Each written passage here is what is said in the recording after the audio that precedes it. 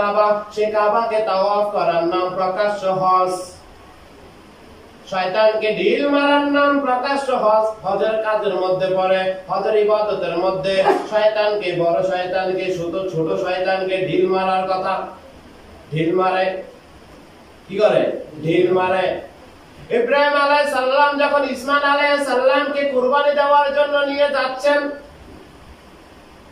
মা হাজেরাকে ধোঁকা দিল শয়তান, কাজ হলো না। ইসমাইল আলাইহিস সালামকে ধোঁকা দিল, কাজ হলো না। অবশেষে যখন ইব্রাহিম আলাইহিস সালামকে ধোঁকা দিতে গেলেন, এই মতো অবস্থায় ইব্রাহিম আলাইহিস সালাম শয়তানকে 7 বার ঢিল মারছে। কতবার? 7 বার। এজন্য এই দুইটা পিলার বানানো হয়েছে। ওই দুইটা পিলার, বড় শয়তান ছোট শয়তান। যারা হজ করে তারা ওই বড় শয়তান ছোট শয়তানকে ঢিল মারে। পৃথিবীর আর কোথাও শয়তান পাইবেন না, পাইবেন মানুষের অন্তরে ওয়াসওয়াসিল খান্নাস। এই যে হজ করতে গেলেন, কাবা শরীফে যখন 360টা মূর্তি ছিল, কি ছিল?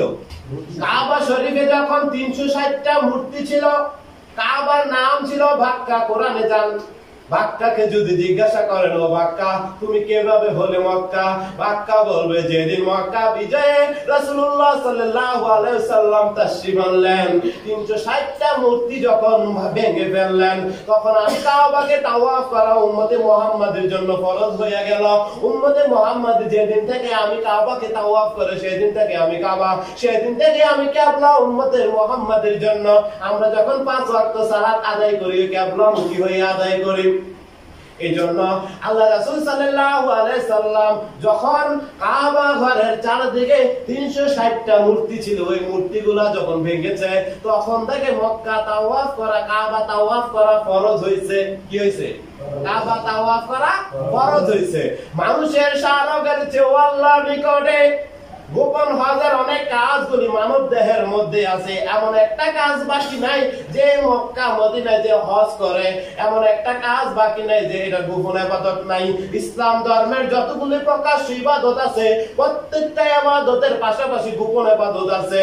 যখন মক্কা শরীফ কাবা ঘরকে তাওয়াফ করা হয়, 360টা মূর্তি ধ্বংসের আগে কাবা তাওয়াফ করা ফরজ ছিল না।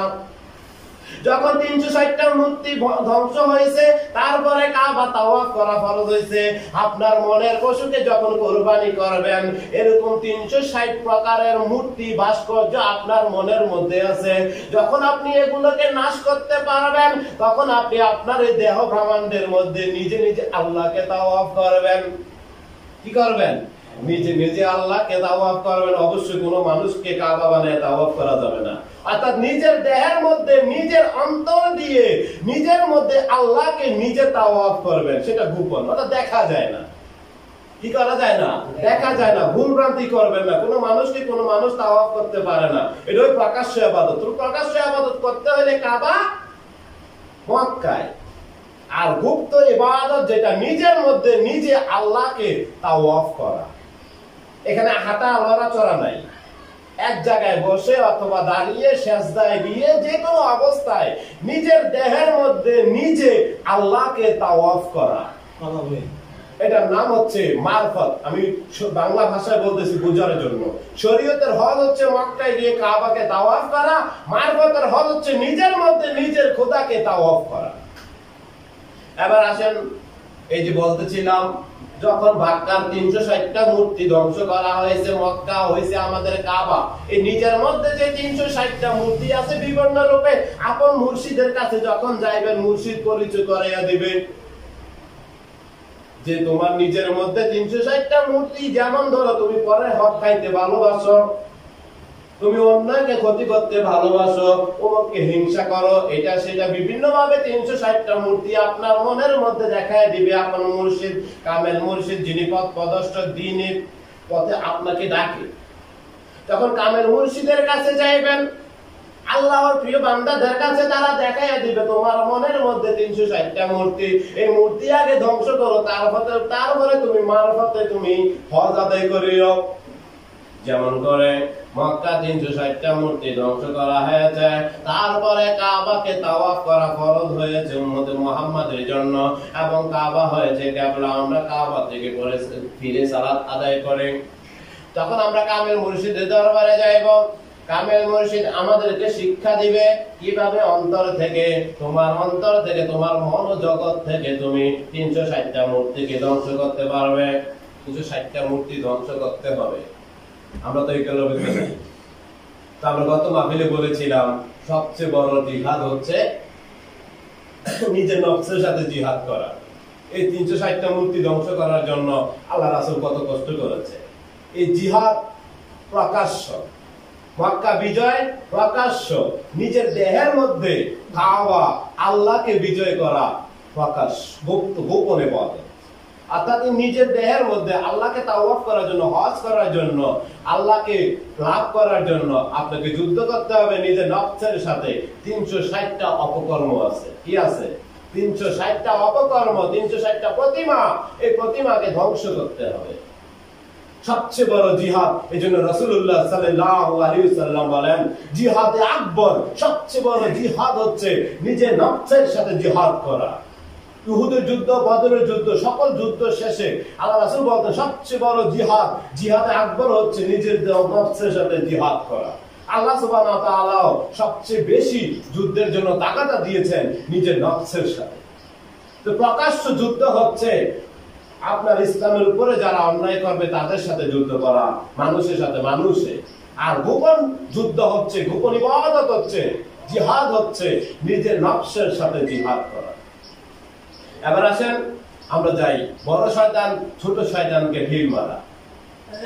এই যে বড় শয়তান ছোট শয়তানকে ঢিল মারে, এই বড় শয়তান ছোট শয়তানকে ঢিল মারা, এটাও গোপন ইবাদত নিজের মধ্যে আছে।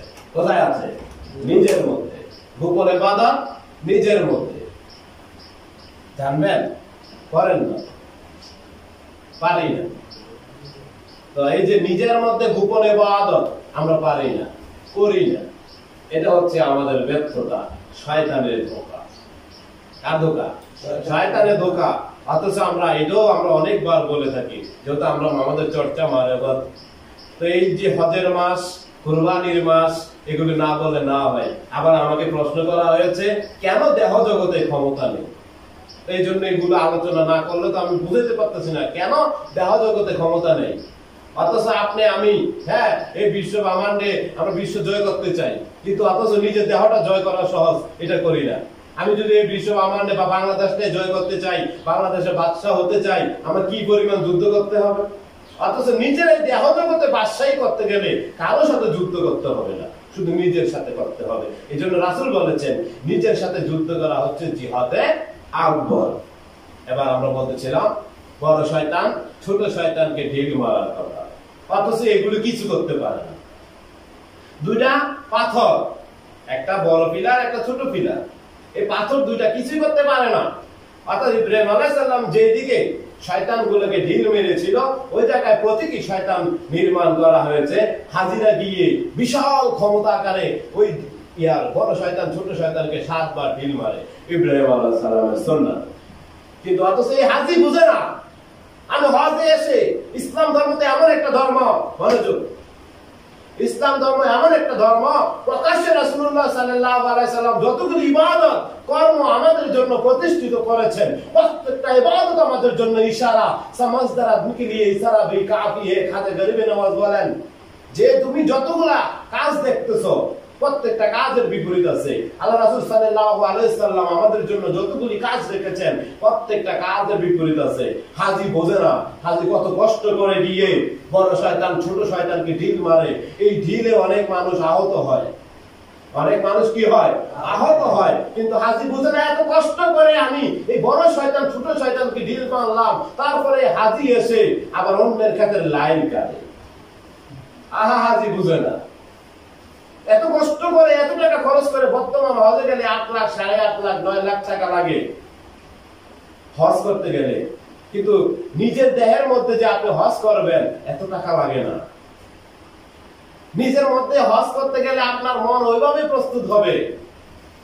দেখেন আপনি ফজরের আজান দিয়ে আমাদের ইসলাম ধর্মের মানুষের জন্য, উম্মতে মুহাম্মাদীদের জন্য ইবাদতের শুরু নাকি? ফজরের আজান দিয়ে শুরু না? হ্যাঁ, তাহলে ফজরের আজান দিয়ে শুরু। আমরা সালাত আদায় করি জামাতে কোথায়? মসজিদে। আপনি মসজিদে যাবেন, ফজরের আজান যখন দেয় নামাজ শেষ পর্যন্ত তেমন মানুষ নেই। আপনি দেখেন মসজিদে যখন তালা খুলে দরজা, ইমাম বা মুয়াজ্জিন যিনি যে দায়িত্বে থাকেন আজান দেওয়ার জন্য, তালা খোলার আগে দেখে না যে মানুষের ভিড় সিরিয়াল লেগে রয়েছে। কিন্তু এখন আপনি যান সিনেমা হল বলেন, ব্যাংক বলেন, অফিস আদালত বলেন, দারোয়ান বা যে দায়িত্বে থাকে তালা খোলার, সে তালা খোলার আগে দেখে অনেক মানুষের সিরিয়াল। আপনি যদি ব্যাংকে যান কাজ করার জন্য, ব্যাংকের ওপেন টাইম অর্থাৎ খোলার সময় হচ্ছে 10টা। আপনি যদি 10টা বাজানোর 5 মিনিট আগে যান, গিয়ে দেখবেন ব্যাংকের দরজার সামনে মানুষের সিরিয়াল। এটা কি দুনিয়া না আখেরাত? অর্থাৎ মসজিদে গিয়েছেন আখেরাতের জন্য, মসজিদে গেছেন কার জন্য? আখেরাতের জন্য। কিন্তু যখন আপনি ব্যাংকের দরজার সামনে বা টাইমের 5 মিনিট আগে গেলেও দেখবেন মানুষের সিরিয়াল। মানুষ এতই দুনিয়ার পাগল। রাস্তায় যান জ্যামজট, মানুষের অভাব নাই, কিন্তু মসজিদে জ্যামজট নাই। কি নাই? জ্যামজট নাই। ফজরের সময় তো মানুষই নাই, এক কাতারও অনেক মসজিদে হয় না। আমি এমনও সময়, আমি তো ঘোরাঘুরি আমার চাকরি, এই জায়গা থেকে ওই জায়গায়। এমনও সময় আমি এমনও মসজিদে গেছি যে ইমাম সাহেব আমি ছাড়া কোনো মুসল্লি নেই। কথা বুঝতে পারছেন? তাহলে এবার বুঝতে চেষ্টা করেন যে আমরা কতটুকু দুনিয়ার পাগল। নিজের সাথে যুদ্ধ করাটা আমাদের জন্য কত বড় ফরজে আইন। আপনি যখন নিজের সাথে যুদ্ধ করবেন তখন আপনি হয়ে যাবেন আল্লাহর পথে পাগল। আপনি হবেন মসজিদমুখী, আপনি হবেন আল্লাহ ওয়ালাদের মুখী। তখন আপনি আর দুনিয়ার মুখী থাকবেন না। তখন আপনার এত টাকা প্রয়োজন হয় না মারফতের হজ করার জন্য। মারফতের হজ করতে যদি যান জিরো পকেটেই চলে। কি চলে? জিরো পকেটে চলে, শূন্য, কোনো টাকা লাগে না। কিন্তু আমরা মারফতের হজ করতে রাজি না। আমরা আকাঙ্ক্ষা করি, যেমন মিলাদের মধ্যে বলি, ধনে যদি হইতাম ধনী যাইতাম সোনার মদিনায়। মদিনায় কি করি? জিয়ারত করি, নবীজির সাথে সাক্ষাতের জন্য যাই, রওজা আনোয়ারে গিয়ে জিয়ারত করি। অথচ আমি যদি মুমিন হয়ে যাই, নবী আমার জানের নিকটে, মারফতে হজের অংশ। এখন দেখেন এই যে হাজি, বড় শয়তান ছোট শয়তানকে ঢিল মারে, হাজি ওইখান থেকে এসে এই কথাটা চিন্তা করে না যে ইসলামে যতগুলো ইবাদত আছে প্রকাশ্য, প্রত্যেকটা ইবাদতের গোপন ইবাদত আছে, মানুষ জানে না। আমরা তরিকতের ভাষায় গোপনটাকে বলি মারফত, মানে কিন্তু ইসলামে কোনো মারফত নাই। আরে ভাই কোরআন ঘাটেন, দেখবেন শুধু মারফত আর মারফত। দাইমি সালাত কি দেখা যায়? দেখা যায়? আল্লাহ যে আপনার শাহরগের নিকটে দেখা যায়, অথচ কোরআন তো বলতে সারা শাহরগের নিকটে। কোরআন কি বলতেছে? আল্লাহ শাহরগের নিকটে। তাহলে আমার যে উত্তম স্কন্দ শিরা তার চেয়ে নিকটে আল্লাহ কেউ দেখে? কোরআন বলতেছে নবী মুমিনদের জানের চেয়ে আত্মার চেয়ে নিকটে দেখা যায়। এগুলি তো মারফত। আপনি নিজেকে তো দেখেন না আয়না ছাড়া। আয়নার মধ্যে যেটা দেখেন সেটা আপনার প্রতিচ্ছবি, এটা আপনি না। এটাই তো মারফত। আমি নিজে মারফত, আমাকে আমি দেখি না, আমার কাছে আমি গোপন।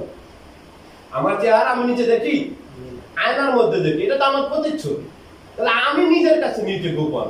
যখন আমি নিজের কাছে নিজে প্রকাশ্য হব, তখনই আমি খান্নাস, ওয়াসওয়াসিল খান্নাস থেকে মুক্ত। তো নিজের কাছে নিজে আগে প্রকাশ্য হতে হবে। আমি যেটা দেখি না সেটা কি নিয়ন্ত্রণ করতে পারবো? আমি যেটা দেখি না সেটা কি নিয়ন্ত্রণ করতে পারবো? ধরেন আপনি, যেমন আমি মোটরসাইকেলের কথাই বলি, মোটরসাইকেল যদি ড্রাইভ করি, সামনে যা আছে এবং মোটরসাইকেল সহ যদি আমি না দেখি, অন্ধ হই, আমি কি ড্রাইভ করতে পারবো? অবশ্যই আমাকে দেখতে হবে, তাহলে আমি আমার গাড়িটা, বাহনটা নিয়ন্ত্রণ করতে পারবো। আমাকে আমি দেখি না, এত বড় একটা জগৎ, সেটাকে কিভাবে নিয়ন্ত্রণ করবো? এই জন্য আমাকে আমি আগে দেখতে হবে। এটার জন্য রাসূলুল্লাহ সাল্লাল্লাহু আলাইহি ওয়াসাল্লাম আমাদেরকে